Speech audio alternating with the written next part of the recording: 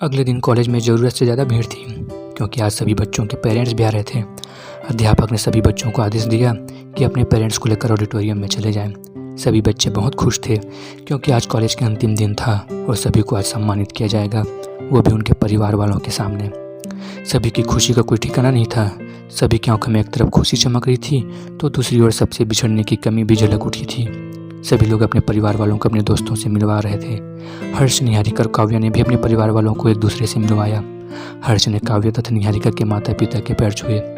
हर्ष ने काव्या के पापा से कहा, बधाई हो अंकल, आपकी बेटी क्लास में अव्वल आई है, पूरे 96% नंबर।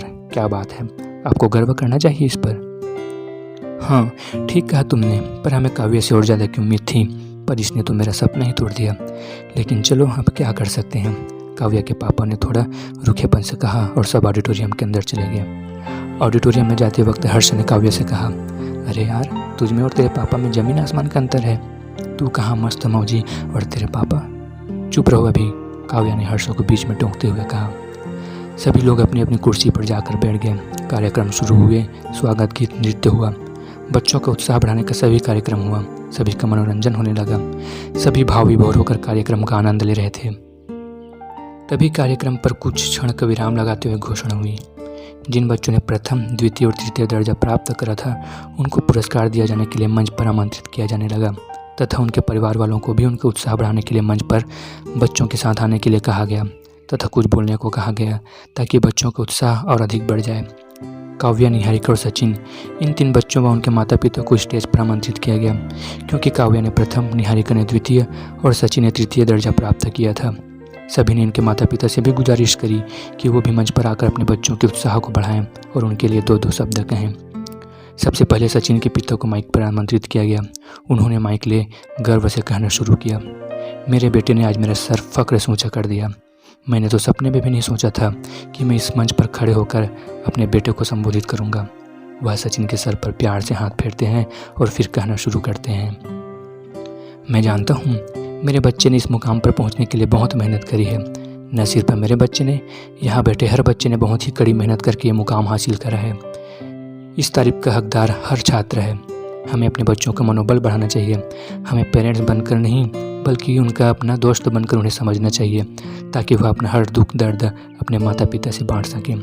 पेरेंट्स को चाहिए कि वह अपने बच्चों को समझे। सचिन के पिता की आंखों में आंसू आ गए। उन्होंने सचिन को गले से लगा लिया और उसके माथे को चूम लिया और सबका धन्यवाद करते हुए माइक को छोड़कर सचिन के साथ स्टेज से उतर गए। अब पूरे ऑडिटोरियम जोरदार तालियों से गूंज रहा था। सचिन के पापा का सीना गर्व से चौड़ा हो गया और सभी माता पिता भी अपने बच्चों पर प्रेम बरसाने लगे। वह उनको गले लगाकर शुभकामनाएं देने लगे। उसके कुछ देर बाद संचालक महोदय ने माइक पर घोषणा करते हुए कहा, अब मैं निहारिका के पिताजी श्रीमान यशवर्धन सिंह को बुलाना चाहूँगा। कृपया यशवर्धन सिंह जी आगे आइए और अपनी बेटी की उस उपलब्धि पर 2 शब्द कहिए। संचालक महोदय की घोषणा करते ही निहारिका के पापा निहारिका का हाथ थामे स्टेज की ओर बढ़ गए और बोले, प्रधानाचार्य और यहाँ पर उपस्थित हर एक अध्यापक को मेरा नमस्कार और हर बच्चे को मेरा ढेर सारा प्यार एवं आशीर्वाद। आज निहारिका ने जो कर दिखाया है उसके लिए मेरे पास लफ्ज़ ही नहीं है। मैं इतना खुश हूँ कि ये खुशी कैसे जाहिर करूँ पता नहीं। बस ये कहना चाहूँगा कि बेटियों को बोझ न समझें, वो भी आपका नाम रोशन करती हैं। उन्हें एक बार मौका तो दीजिए, देखिए फिर वो अपने माँ बाप का नाम आसमां पर लिखने की पूरी कोशिश में जुट जाएगी। इसके आगे कुछ कहने के लिए मेरे पास अल्फाज नहीं है, माफ़ करना, नमस्कार। पूरे हॉल पुनः तालियों की गड़गड़ाहट से गूंज उठा। निहारिका व उसके पिता मंच से उतरकर स्टेज के सामने की सीट पर जा बैठे। अब स्टेज पर सिर्फ काव्या के पिताजी व काव्या ही थे। काव्या के पिता ने आगे बढ़कर माइक अपने हाथ में ले लिया और बोले, नमस्कार प्रधानाचार्य और शिक्षकगण।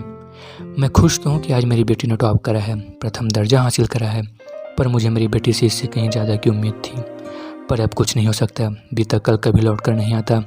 मेरा बड़ा बेटा कुंदन सीए है। हमें काव्या से भी इस तरह से कुछ बड़ा हासिल करने की उम्मीद थी। मैं चाहता हूँ मेरी बेटी अपने बड़े भाई जैसी ही बने, पर मुझे जहाँ तक लगता है ये मेरी सोच पूरी तरह से असंभव है क्योंकि मेरी बेटी चंचल है। मेरा सपना था वो 10वीं के बाद साइंस स्ट्रीम ले और एक अच्छी डॉक्टर बने, पर कम अंक आने की वजह से काव्या ने कॉमर्स ले ली। मेरा सपना तो टूटा, पर मैंने सोचा कि शायद मेरी बेटी मेरे बेटे की तरह सीए बन जाए, पर वह उसे भी पूरी तरह से नहीं संभाल सकी और 11वीं में ही फेल हो गई। पूरे हॉल में चुप्पी छा गई। काव्या की आंखों में आंसू आ गए और उसने मुंह नीचे करके आंखें बंद कर लीं। उसके पिताजी ने आगे बोलना शुरू किया। हमारे लाख मना करने पर भी इसने आर्ट्स ले ली, पर कोई बात नहीं, आज मैं खुश हूँ कि मेरी बेटी ने कॉलेज में टॉप किया। आगे के जीवन के लिए सभी बच्चों को शुभकामनाएं। धन्यवाद। पूरे हॉल में एक अजीब किस्म का सन्नाटा छा गया। किसी को समझ नहीं आ रहा था कि काव्या के प्रथम आने पर तालियां बजाएं या उसके पिताजी की टिप्पणी पर अफसोस जताएं। तभी माइक पर घोषणा हुई। वह एक नृत्य कला का पेश करने के लिए बच्चों को स्टेज पर आमंत्रित किया गया, जिससे हर किसी का ध्यान टूटा और बच्चे सारी बातें भूलकर नाच का आनंद लेने लगे। लेकिन काव्या ने अपनी पलकें नीचे ही कर रखी थी और वही निहारिका और हर्ष की दृष्टि भी काव्या पर टिकी हुई थी। इससे पहले उन्होंने काव्या का इस तरह शांत भाव कभी नहीं देखा था। वो जल्द से जल्द कार्यक्रम समाप्त होने की प्रतीक्षा कर रहे थे। कुछ ही घंटों में कार्यक्रम समाप्त हो गया और दोनों बिना समय जाया किए अपने दोस्तों के पास पहुंच गए। ओए छिपकली, क्या हुआ तुझे? मुंह क्यों लटका है? हर्ष ने थोड़ा मजाकिया लिहाज में कहा। कहीं तुम अंकल की बातों से उदास तो नहीं हो? निहारिका ने कहा। तुम दोनों भी पागल हो। आखिर भगवान ने 2 कान क्यों दिए हैं? एक से सुनो, दूसरे से निकाल दो। मैं तो भूल भी गई आखिर पापा ने क्या कहा था। तुमको याद है? काव्या ने हंसते हुए बोला। बताओ भला, यहाँ हम दोनों टेंशन से मरे जा रहे हैं और इन देवी जी को फर्क ही नहीं है। अच्छा, अगर ये बात नहीं थी तो क्या बात थी? मुंह क्यों लटका था? हर्ष बोला। वो तो तुम दोनों से बिछड़ जाने का गम था यार। काव्या ने उन दोनों के गले लगा लिया और रोने लगी। अरे पागल, तेरी विदाई थोड़ी ना हो रही है जो ऐसे रो रही है। और ना हम कहीं जा रहे हैं और ना तुम, समझी? बस कॉलेज खत्म हुआ है, दोस्ती नहीं। समझ आया? हर्ष बोला। बिल्कुल सही कहा हर्ष ने। चलो अब शांत हो जाओ। तुम तो आज से पहले कभी रोई नहीं, हर वक्त मजाक। हमको वही काव्या पसंद है। चलो अब हंस भी दो यार। निहारिका बोली। हाँ, हंस दूंगी, पहले एक बार गले तो मिल लो। ना जाने क्यों आज तुम दोनों के गले मिलने को जी चाहता है। काव्या ने कहा। ठीक है, लग जा गले। बस ऐसी ही लड़कियां गले लगती रहे मेरे, और क्या चाहिए ज़िंदगी से। हर्ष ने काव्या को छेड़ते हुए कहा। और तीनों एक दूसरे को गले मिल गए।